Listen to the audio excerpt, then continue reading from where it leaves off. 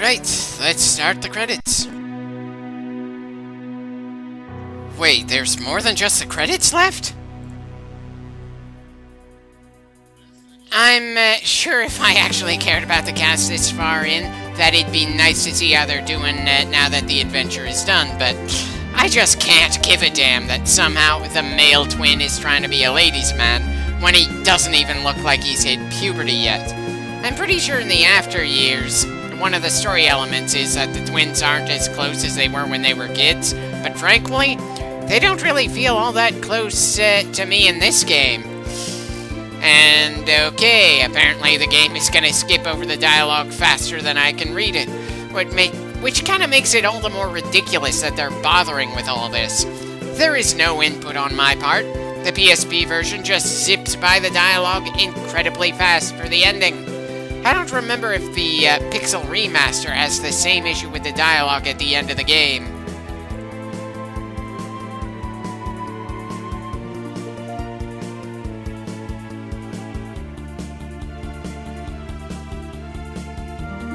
Bloody hell! Even when he's ascended to his throne, Edge is an ass. Can someone please tell me how a ninja prince who has no sense of responsibility is in any way endearing?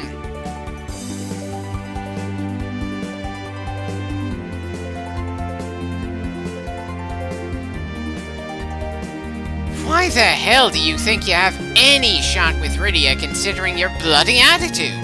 You're more childish than Rydia was, and she started the game as a literal child.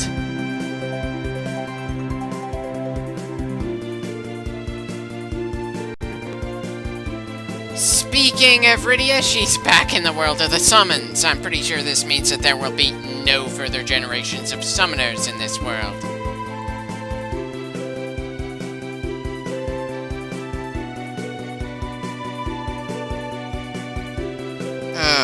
God, is she gonna end up creating a race of fairies or something?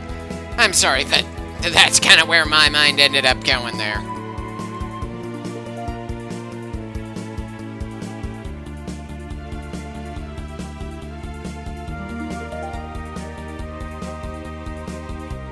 That's all well and good to say, but it'd be a bit awkward for a human girl to end up marrying an armless, legless ball of fire.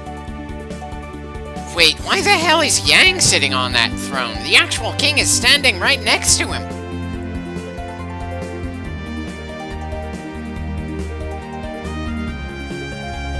If you're a king now, why is the guy next to you still dressed as a damn king right down to his crown?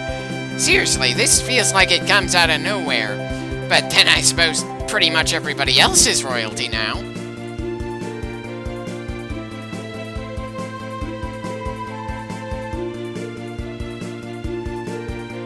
Well, considering the massive casualties your kingdom has taken, him training with the men is actually a good thing, but like with so many things, I'm sure we're not supposed to think about that. Really, the only shame is that since I'm not gonna bother with the after years, we're not gonna see how Edward really grows into his own as a national leader. Hell, the main thing in the interlude is that he rebuilt the castle where he lost his parents and fiancé. The guy is seriously the most respectable character in the entire cast, and it's a damn shame he didn't have more of a role in the whole story here.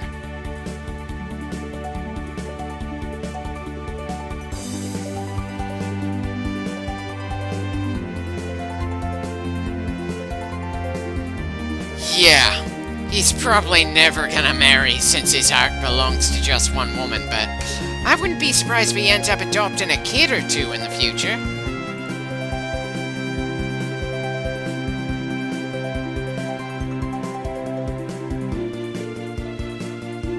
Why are we visiting the underground dwarves? There were no playable characters among them. And it's not like we're getting a view of absolutely every town and village in the entire game. I'm sorry, but how are they this important?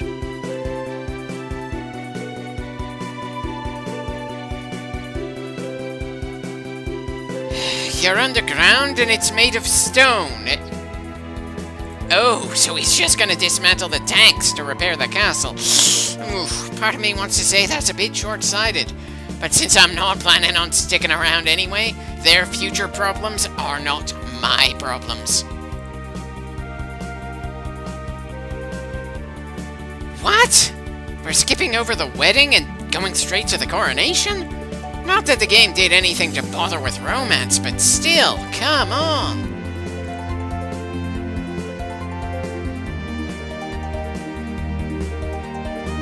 Oh, good God, don't tell me that Edward and Cecile are going to be the only respectable royalty on this entire planet. Huh. So Kane decided to take off his helmet for some dramatic reason. Guess he's not going to go to the wedding or the coronation. He's here to find out if Dragoons can get some kind of promotion classes, or of some kind at Mount Ordeals. I suppose I wish him luck.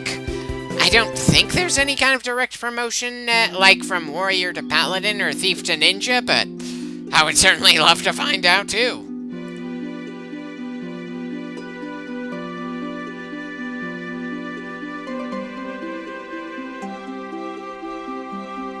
Which moon? I'm pretty sure you still have 2 of them.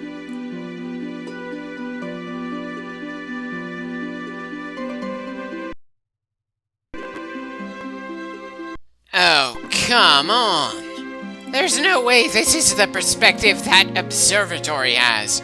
Not only that, but the planet with 2 moons isn't even all that visible for long enough. We've got a lot of time where we don't see what we're supposed to be focusing on in this bit of the cutscene. I mean, what the hell?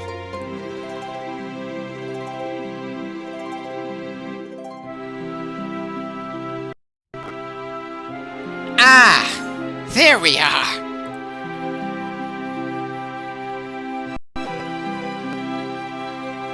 Not seeing either of the moons doing anything special just now. They're orbiting as usual.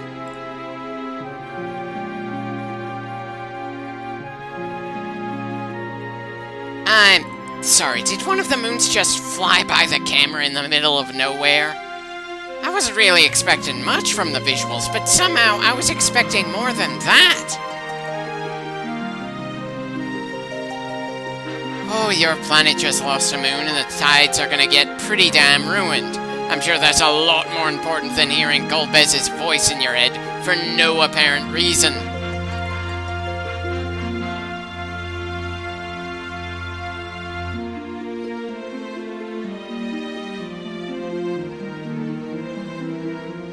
Well, it's not like they're gonna ask for Cecile and Rosa to wear anything different from what they wore during their adventure. This coronation is gonna be as low budget as we can pull off.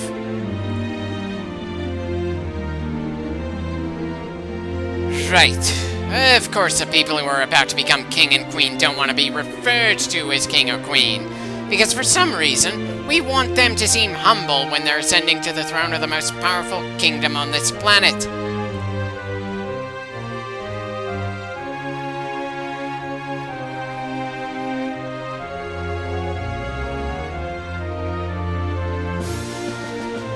Just get a move on, Cecile. I want to see the damn credits and move on from this game already.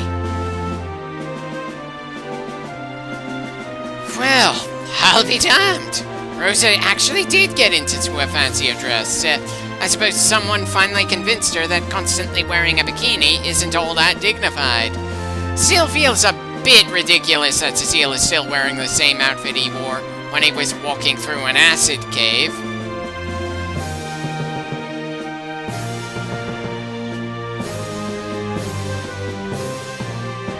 I suppose Cecile's paladin outfit looks better for a king than Yang's shirtless appearance. He's got that going for him.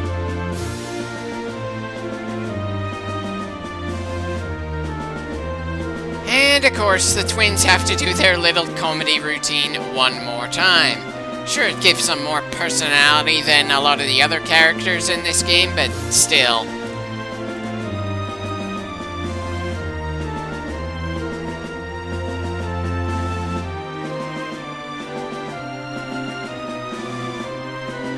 Really says something that I've been smiling every time we've ever seen Edward, but everyone else either gets a neutral expression or a frown.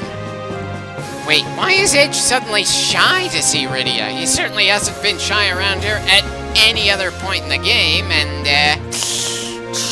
I'm pretty sure he had a crush on her since he first saw her.